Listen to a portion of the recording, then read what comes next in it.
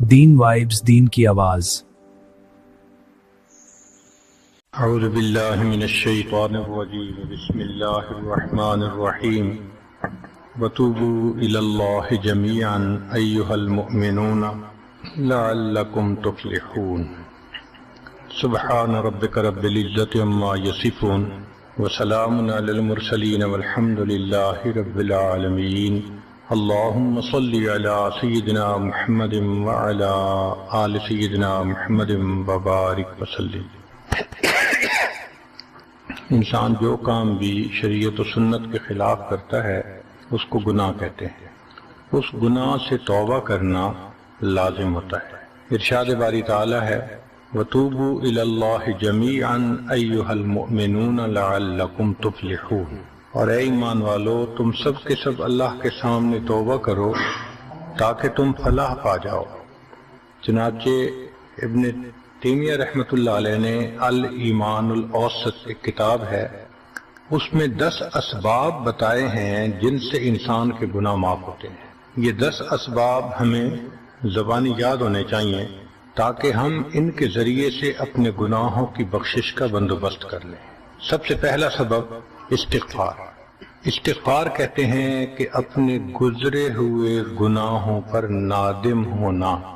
شریعت نے کہا الندم توبۃ، ندامت یہ توبہ ہے، اور حدیث مبارکہ میں ہے کہ قیامت کے دن سب سے زیادہ خوش انسان وہ ہوگا من وجد فی صحیفتہ استغفارا کثیرا، جس کے نام اعمال میں کثرت کے ساتھ استغفار لکھا ہوا ہوگا۔ تو ہمیں کثرت سے استغفار پڑھنا چاہیے۔ چنانچہ ایک شخص حضرت حسن اللہ عنہ کے پاس آیا، حضرت بہت گناہگار ہوں، کوئی عمل بتائیں۔ فرمایا استغفار پڑھو۔ ایک اور آدمی آیا، حضرت بارش نہیں ہو رہی، کوئی عمل بتائیں۔ فرمایا استغفار پڑھو۔ پھر ایک آدمی آیا کہ حضرت بہت قرضہ چڑھ گیا، دعا کریں کہ کوئی اسباب بن جائیں رزق کے، مال کے، تاکہ قرضہ اتر جائے۔ فرمایا استغفار پڑھو۔ پھر ایک شخص آیا کہ حضرت دعا کریں اللہ مجھے بیٹا دے دے۔ فرمایا استغفار کرو۔ ایک آدمی آیا میرا باغ ہے، دعا کریں کہ میرا پھل زیادہ لگے۔ فرمایا استغفار کرو۔ ایک آدمی آیا میری کھیتی باڑی کی زمین ہے، دعا کریں پانی اندر سے نکل آئے۔ فرمایا استغفار کرو۔ اب سننے والا حیران کہ مختلف لوگ مختلف ضروریات آ کر بیان کرتے رہے، سب کے لیے ایک ہی جواب۔ تو اس نے پوچھا کہ حضرت کیا مسئلہ؟ تو فرمایا کہ دیکھو یہ جواب میں نے اپنی طرف سے نہیں دیا، قرآن مجید سے دیا ہے۔ اللہ تعالیٰ ارشاد فرماتے ہیں قرآن مجید میں فَقُلْتُ اسْتَغْفِرُوا رَبَّكُمْ إِنَّهُ كَانَ غَفَّارًا۔ تو سب سے پہلے استغفار کرنے سے گناہوں کی بخشش ہوتی ہے۔ يُرْسِلِ السَّمَاءَ عَلَيْكُمْ مِدْرَارًا، تمہارے اوپر اللہ بارشیں برسائے گا۔ وَيُمْدِدْكُمْ بِأَمْوَالٍ، اللہ مال کے ذریعے تمہاری مدد کرے گا۔ وَبَنِينَ، اور بیٹوں کے ذریعے مدد کرے گا۔ وَيَجْعَلْ لَكُمْ جَنَّاتٍ، اور اللہ تعالیٰ تمہیں درختوں پہ پھل زیادہ عطا کرے گا۔ وَيَجْعَلْ لَكُمْ أَنْهَارًا، اور اللہ تعالیٰ تمہارے لیے زمین سے چشمے جاری فرما دے گا۔ آپ اگر غور کریں تو ہماری روزمرہ کی جو پریشانیاں ہیں وہ انہی میں سے ہیں۔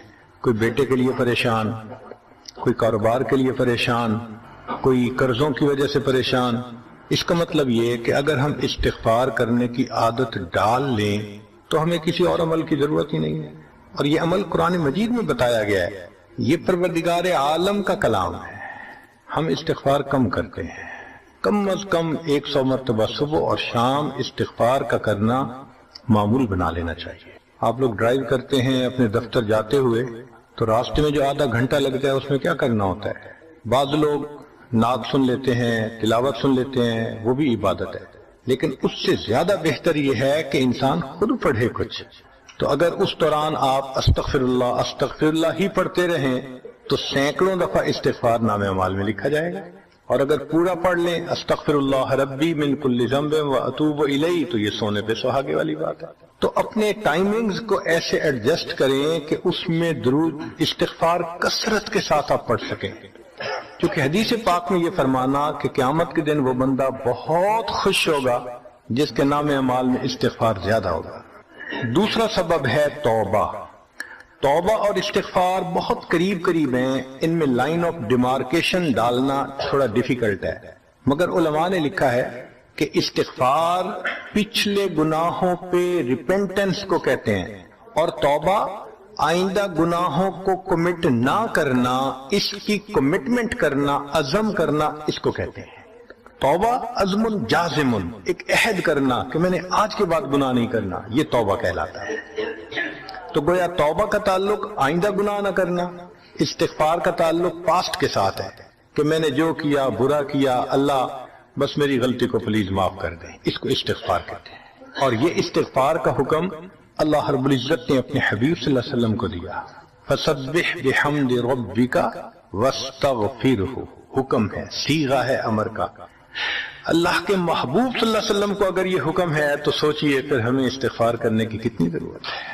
توبہ ہر بندے پہ کرنی ضروری، چنانچہ کافر ہے تو وہ کفر سے توبہ کر کے مسلمان بن جائے، مومن ہے گناہوں سے توبہ کر کے نیک بن جائے۔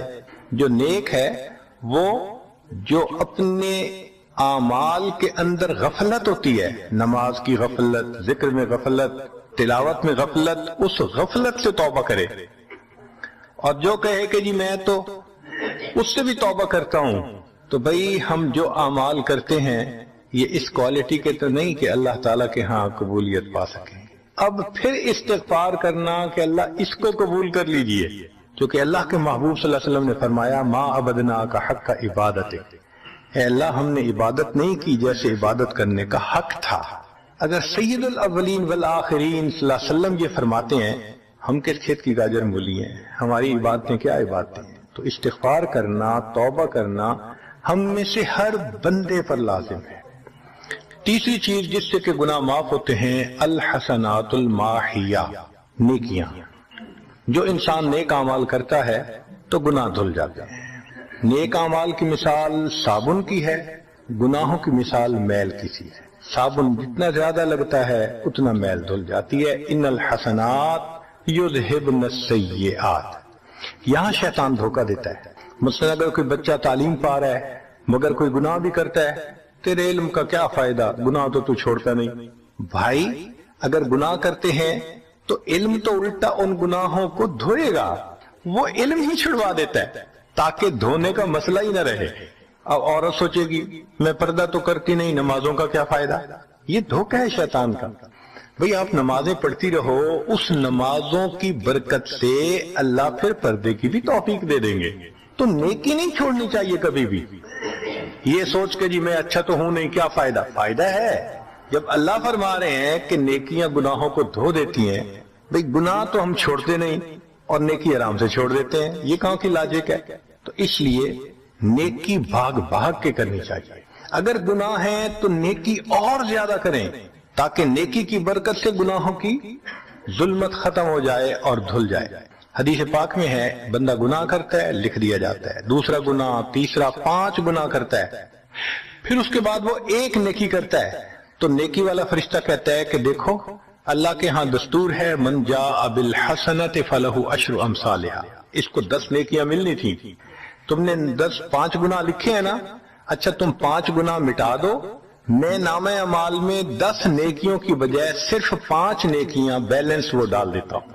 چنانچہ 5 گناہ مٹا دیے جاتے ہیں، 5 نیکیاں نامہ اعمال میں لکھ دی جاتی ہیں۔ اس لیے خوب نیکی کرنی چاہیے تاکہ اللہ تعالیٰ گناہوں کی ظلمت سے ہمیں محفوظ فرما دے۔ چوتھی چیز جس سے کہ گناہ معاف ہوتے ہیں، دعاء المؤمنین للمؤمن، جو ایمان والے ایک دوسرے کے لیے دعائیں کرتے ہیں اس سے بھی گناہ معاف ہوتے ہیں۔ چنانچہ عمر لانو جا رہے تھے عمرے کے لیے، نبی علیہ السلام نے فرمایا اے بھائی ہمیں اپنی دعاؤں میں نہ بھولنا۔ تو نبی علیہ السلام نے امت کو تعلیم دی کہ ایک دوسرے کو دعاؤں کے لیے کہنا چاہیے۔ یہ بہت اچھی عادت ہے کہ جب کسی سے ملیں جی ہمیں اپنی دعاؤں میں یاد رکھیں، والدین کو کہنا، بڑوں کو کہنا، دوستوں کو کہنا، کیا معلوم کس کی مانگی ہوئی دعا کام آ جائے۔ اس دعا کا فائدہ ہوتا ہے نا، تبھی تو قرآن مجید میں دعا سکھائی گئی، ربنا اغفر لنا ولاخواننا الذین سبقونا بالایمان، اے اللہ جو ہم سے پہلے ایمان والے چلے گئے ان کی بھی مغفرت فرما دے۔ تو فائدہ ہوتا ہے تو قرآن نے دعا سکھائی ہے نا۔ تو ایمان والوں کی دعاؤں سے دوسرے ایمان والوں کو فائدہ ہوتا ہے۔ حدیث پاک میں ہے دوست کی دعا دوست کے پیٹھ پیچھے رد نہیں کی جاتی، کیوں؟ اس میں خلوص ہوتا ہے۔ تو اس لیے حدیث پاک میں ہے، مسلم شریف کی روایت ہے کہ اگر کوئی آدمی فوت ہو جائے اور 40 آدمی جنازہ پڑھ لیں جو ایمان والے ہوں، توحید والے ہوں، فرمایا ما من رجل مسلم یموت فیقوم علی جنازتہ 40 رجلا لا یشرکون باللہ شیئا الا شفعهم اللہ فیہ، اللہ 40 بندوں کی نماز جنازہ کو قبول کر کے میت کی مغفرت فرما دیتے ہیں۔ پانچواں عمل ما یعمل للمیت من اعمال البر، ہم اپنے فوت شدہ لوگوں کے لیے جو نفل کے کوئی نیک کام کرتے ہیں اس سے بھی ان کے گناہ معاف ہوتے ہیں۔ مثلا صدقہ کر دیا، قرآن پاک پڑھا، ان کو بخش دیا، ان کی طرف سے عمرہ کیا، حج کیا، ان نفلی اعمال کا ثواب ان کو ملتا ہے، اس کی وجہ سے ان کے گناہوں کو معاف کر دیا جاتا ہے۔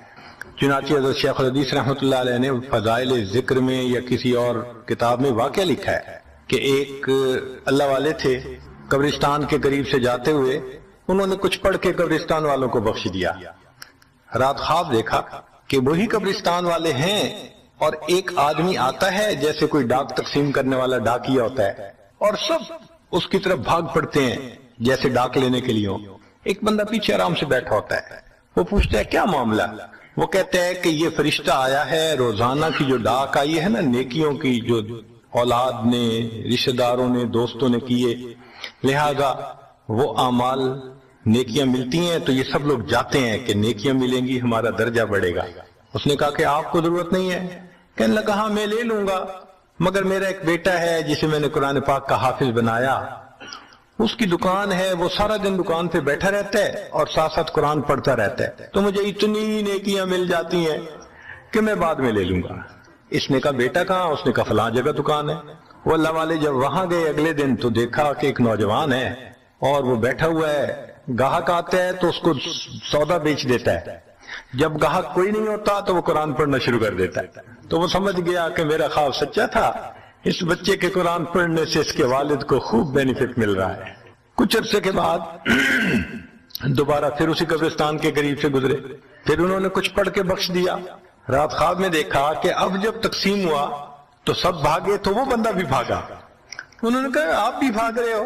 کہنے لگا ہاں میں اس لیے بھاگ رہا ہوں کہ میرا وہ بیٹا فوت ہو گیا، اب مجھے قرآن پڑھ کے بخشنے والا کوئی ایسا ہے نہیں، تو جو عام ایمان والوں کا ثواب آتا ہے میں بھی اسی میں سے اپنا حصہ لینے کے لیے جا رہا ہوں۔ تو ایمان والوں کے ان اعمال کا ثواب بھی ملتا ہے، اور اصل میں یہ اسی بندے کا اپنا عمل ہوتا ہے۔ یہ ذہن میں رکھنا کہ جو ایمان والے پڑھ کے بخشتے ہیں نا، اس کا ثواب کیوں ملتا ہے؟ اس کا اپنا عمل۔ دیکھو اس نے نیکوں سے تعلق جوڑا، وہ بھی تو ہوتے ہیں جن کے مرنے کے بعد پیچھے ریچھ کتے کی لڑائی کرواتے ہیں، میلے لگواتے ہیں، موسیقی کی محفلیں ہوتی ہیں، وہ بھی تو ہوتے ہیں نا، تو ان کو کچھ نہیں ملتا۔ اس بندے نے نیکوں سے محبت کی، یہ اس کا اپنا عمل ہے، اس کی محبت کی وجہ سے اب یہ لوگ اس کو پڑھتے ہیں، اللہ اس کو ثواب پہنچا دیتے ہیں، اس کے اپنا عمل ہے اصل میں۔ پھر چھٹی چیز جس کی وجہ سے گناہ معاف ہوتے ہیں، المصائب التي يكفر الله بها الخطايا في الدنيا، دنیا میں انسان کو جو مشکلات، تکلیفیں، مصیبتیں پہنچتی ہیں ان کی وجہ سے گناہ معاف کر دیے جاتے ہیں۔ کوئی مصیبت دنیا میں پہنچتی ہے گناہ معاف ہوتے ہیں۔ چنانچہ نبی علیہ السلام تشریف فرما تھے، چراغ بجھ گیا، نبی السلام نے فرمایا انا للہ و انا الیہ راجعون۔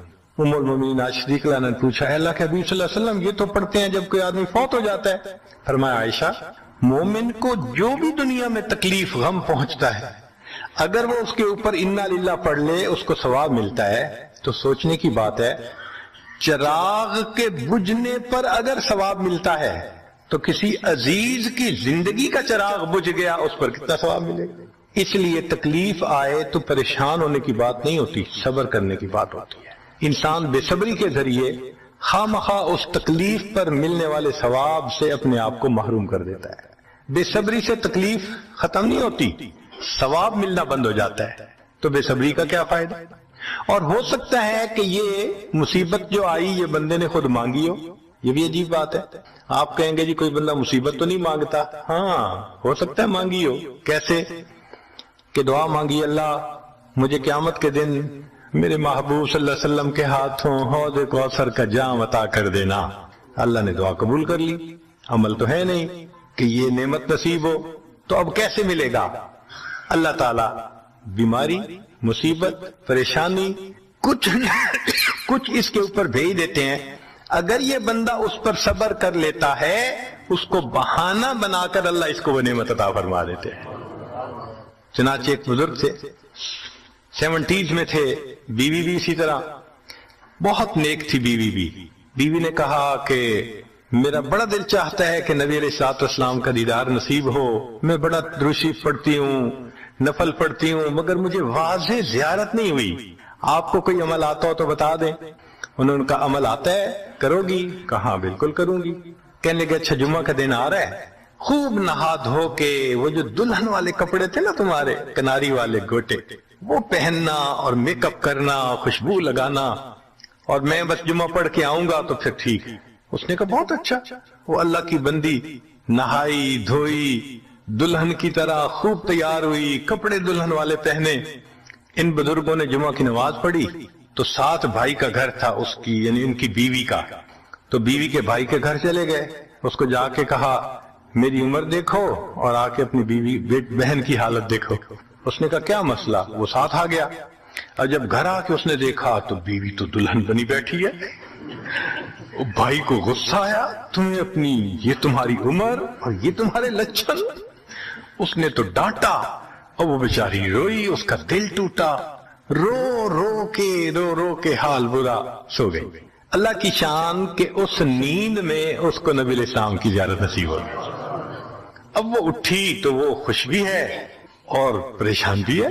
خوش اس بات پہ کہ زیارت ہو گئی، اور پریشان اس بات پہ کہ میاں نے کیا کیا، خود کہا دلہن بنو اور خود بھائی سے مجھے ڈانٹ پڑوا دی. تو پھر اس نے پوچھا کہ آپ نے ایسا کیوں کیا؟ انہوں نے کہا دیکھو میں تمہاری زندگی کو قریب سے جانتا ہوں، میں نے تمہیں اتنا پیار محبت سے رکھا ہے کہ تمہیں زندگی کے کوئی تکلیف نہیں پہنچنے دی. میں نے تم نے عبادت کی انتہا کی ہے، مگر کچھ نعمتیں ہوتی ہیں جو دل ٹوٹنے پہ ملتی ہیں. تو تمہارا تو کبھی دل ٹوٹا نہیں، تو میں نے ایک بہانہ بنایا کہ تمہیں کہا دلہن بنو، بھائی کو شکایت لگا دی، اس نے ڈانٹ پلا دی، تمہارا دل ٹوٹا، اللہ کو رحم آ گیا. اللہ تعالیٰ ٹوٹے دلوں پر رحم فرما دیتے ہیں. تو ممکن ہے کہ یہ مصیبت، یہ پریشانی اللہ کی طرف سے ہمارے لیے انعام کا سبب بن کے آئی ہو.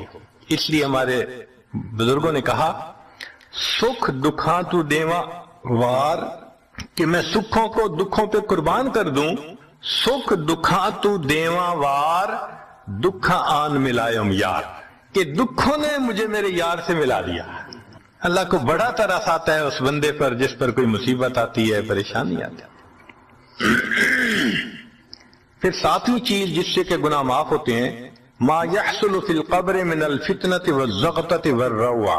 قبر کے اندر انسان جب جائے گا تو اس کو وہاں پر ضغط قبر پیش آئے گا. قبر دباتی ہے، اس قبر کے دبانے سے بھی گناہ معاف ہوتے ہیں، اور یہ ضغط قبر ہر کسی کو پیش آئے گا. سعد لانو ایک صحابی ہیں، نبی علیہ السلام نے ان کا جنازہ پڑھایا اور اللہ کے محبوب صلی اللہ علیہ وسلم پنجوں کے بل چلنے لگے. تو صحابی نے پوچھا اے اللہ کے حبیب صلی اللہ علیہ وسلم آپ ایسے چل رہے ہیں؟ فرمایا سعد کی نماز جنازہ میں شرکت کے لیے اتنے فرشتے آسمان سے اتر آئے، مجھے پاؤں رکھنے کی جگہ نہیں مل رہی. پھر حدیث پاک میں آتا ہے کہ نبی علیہ السلام نے فرمایا سعد کی وفات پر اللہ کا عرش بھی 3 دن تک روتا رہا. جن کی وفات پہ اللہ کا عرش روئے، اللہ کے فرشتے جنازے میں اترے، کیسے اللہ کے مقبول بندے ہوں گے. پھر نبی علیہ السلام نے فرمایا سعد کو بھی ضغط قبر پیش آیا. تو اس کا مطلب یہ کہ یہ ضغط قبر تو پیش آنا ہی ہے، ہر کسی کو آنا ہے، کوئی بھی ہو. اب یہ عجیب سی بات ہے، مگر اس کو سمجھیں کہ کیوں پیش آنا ہے. آپ اگر کسی ریسٹورنٹ پہ جائیں اور جا کے سویٹ ڈش کھائیں یا کباب کھائیں تو بل پے کرنا پڑتا ہے نا. گروسری سٹور سے جا کے کوئی چیز لائیں، بل پے کرنا پڑتا ہے نا. ہر چیز کا بل ہوتا ہے نا.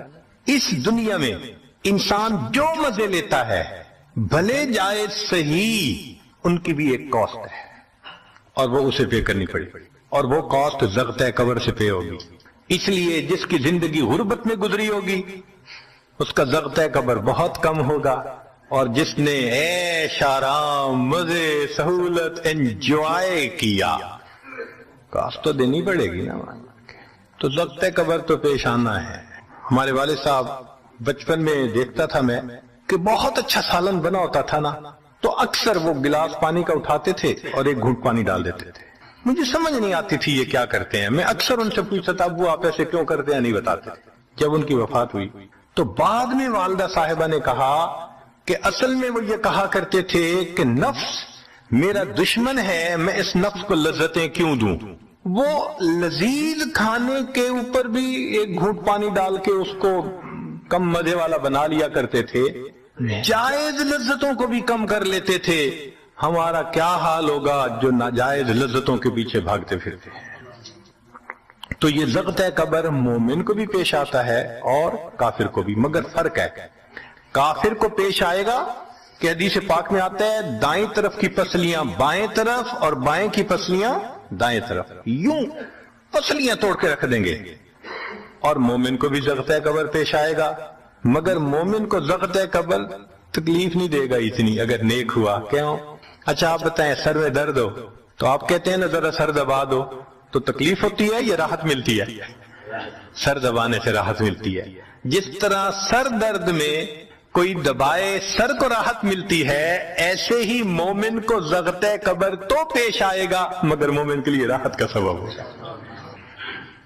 8ویں چیز جس سے کہ گناہ معاف ہوں گے، احوال یوم القیامت وکربھا وشدائدھا. قیامت کے دن جو انسان کو ایک وحشت کی کیفیت ہوگی، ہول کی کیفیت ہوگی، خوف ڈر کی کیفیت ہوگی. اللہ اکبر. امام غزالی رحمت اللہ علیہ نے تفصیل لکھی ہے کہ سارے لوگ کھڑے ہوں گے اور سورج بہت قریب ہوگا، پسینے میں شرابور ہوں گے. اللہ اکبر. اس وقت جہنم کے اندر ابال آئے گا اور جہنم کے اندر سے انگارے اٹھ کر اوپر جائیں گے اور واپس گریں گے. فرماتے ہیں اس وقت انبیاء میں سے کوئی نبی بھی ایسا نہیں ہوگا جس کو یہ ڈر نہ ہو کہ کہیں انگارے میرے اوپر نہ آ جائیں.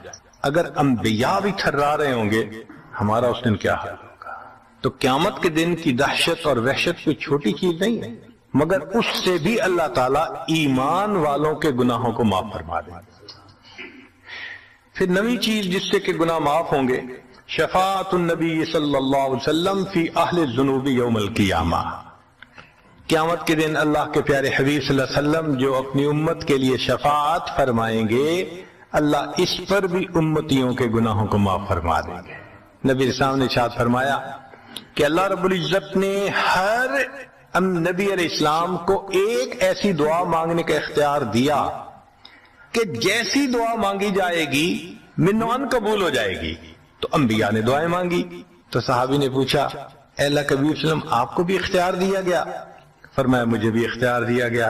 اے اللہ کے نبی وسلم آپ نے کیا دعا مانگی؟ فرمایا میں نے کوئی دعا نہیں مانگی، میں نے اس کو ذخیرہ رکھ لیا.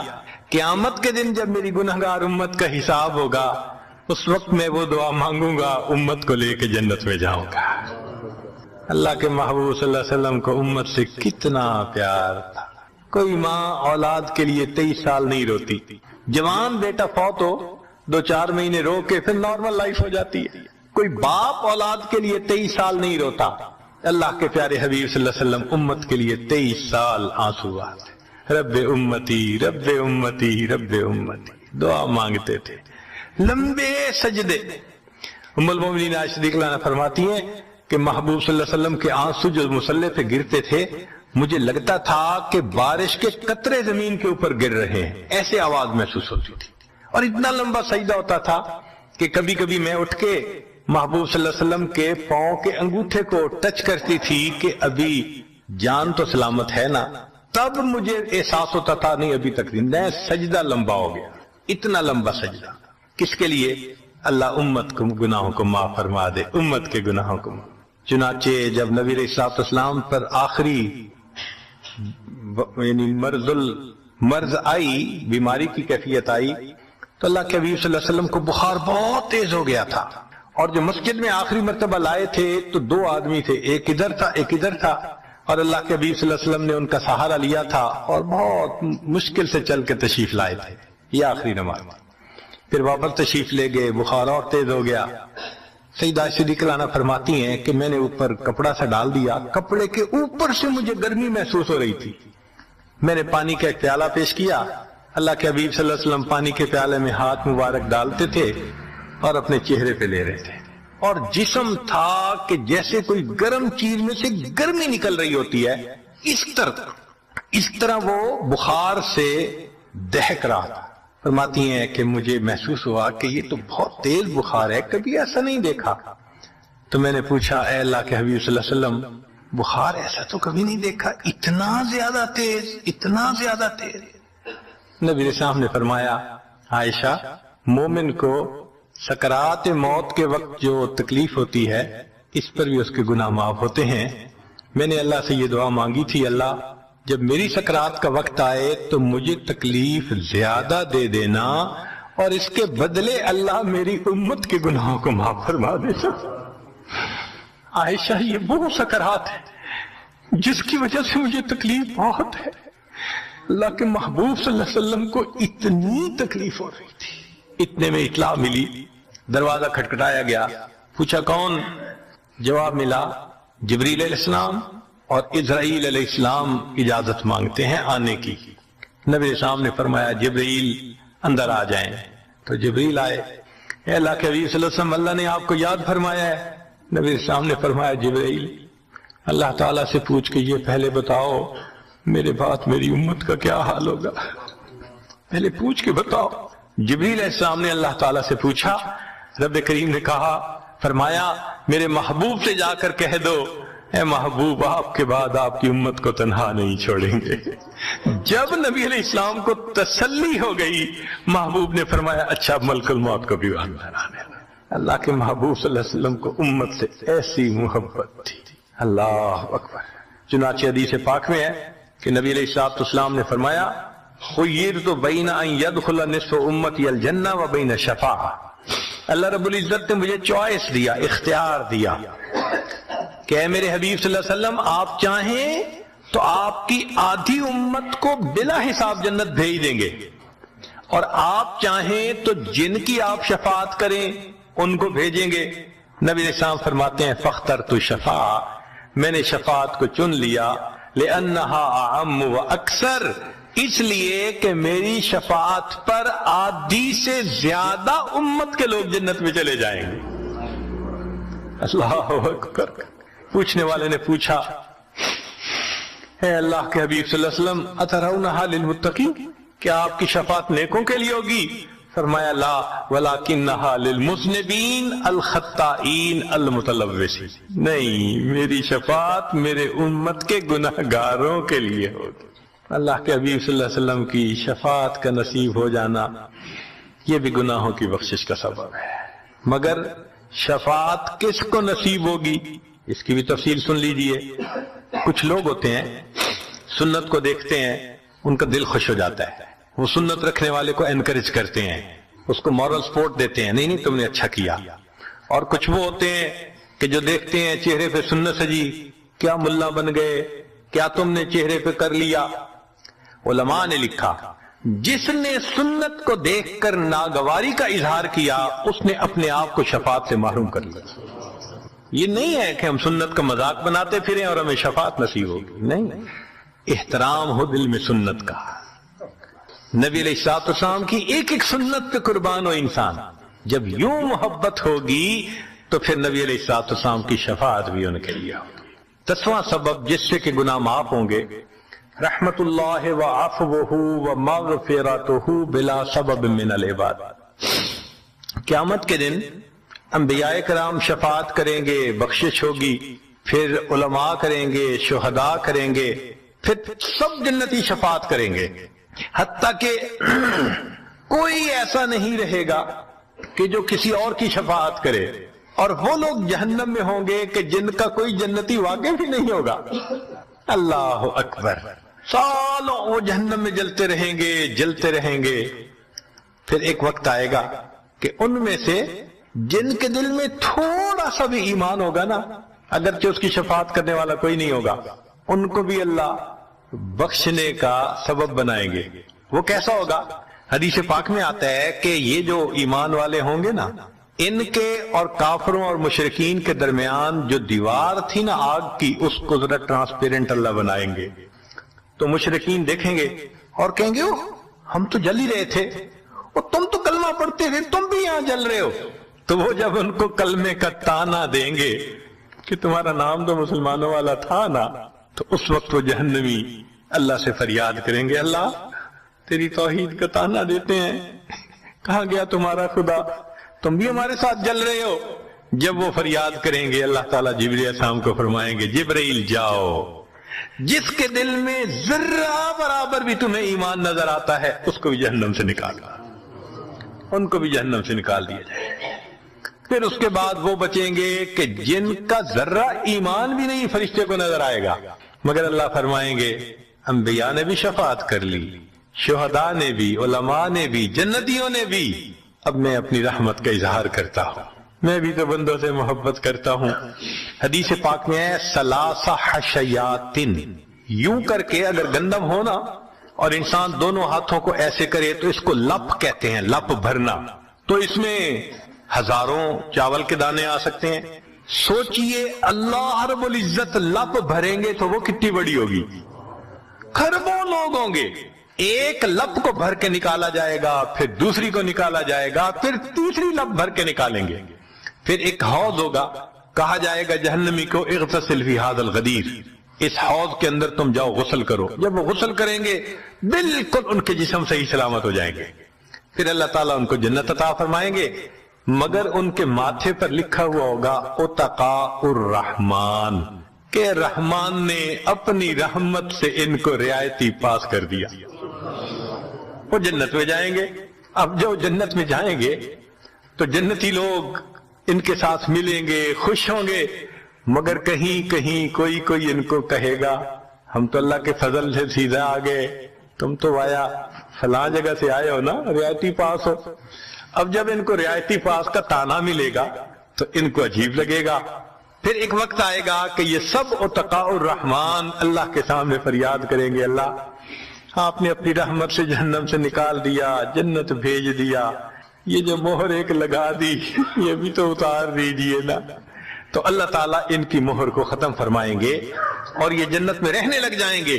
امام غزالی رحمت اللہ علیہ اس واقعے کو نقل کرنے کے بعد لکھتے ہیں، میرا کوئی عمل ایسا تو نہیں کہ میں امید کروں کہ میں جنت چلا جاؤں گا، کاش اللہ مجھے ان اتقاء الرحمن میں شامل فرما لیتے، کاش کہ اللہ تعالیٰ مجھے ان اتقاء الرحمن میں شامل فرما لیتے۔ بے گناہوں میں چلا زاہد جو اس کو دیکھنے، مغفرت بولی ادھر آ میں گنہگاروں میں ہوں، وہ کرشمے شان رحمت نے دکھائے روز حشر، چیخ اٹھا ہر بے گناہ میں بھی گنہگاروں میں ہوں۔ اللہ اکبر۔ حضرت قاری طیب صاحب رحمت اللہ علیہ ایک کتاب میں لکھتے ہیں، اتنا اللہ کی رحمت کا ظہور ہوگا، اتنا ظہور ہوگا اس دن، ایک ایسا وقت آئے گا کہ شیطان بھی سر اٹھا کر دیکھے گا، اسے بھی امید لگے گی شاید میری بھی مغفرت کر دی جائے۔ وَكَانَ بِالْمُؤْمِنِينَ رَحِيمًا۔ اللہ تعالیٰ قیامت کے دن اپنی رحمت کا اظہار فرمائے۔ اللہ کرے قیامت کے دن اللہ کی رحمت سے ہمارا کام بن جائے۔ اللہ تعالیٰ ہمیں اپنے گناہوں سے سچی توبہ کرنے کی توفیق عطا فرمائے، اور اللہ تعالیٰ ہمیں اپنے بخشش کیے ہوئے گناہگار بندوں کی قطار میں قیامت کے دن شامل فرمائے۔ وآخر دعوانا ان الحمد للہ رب العالمین۔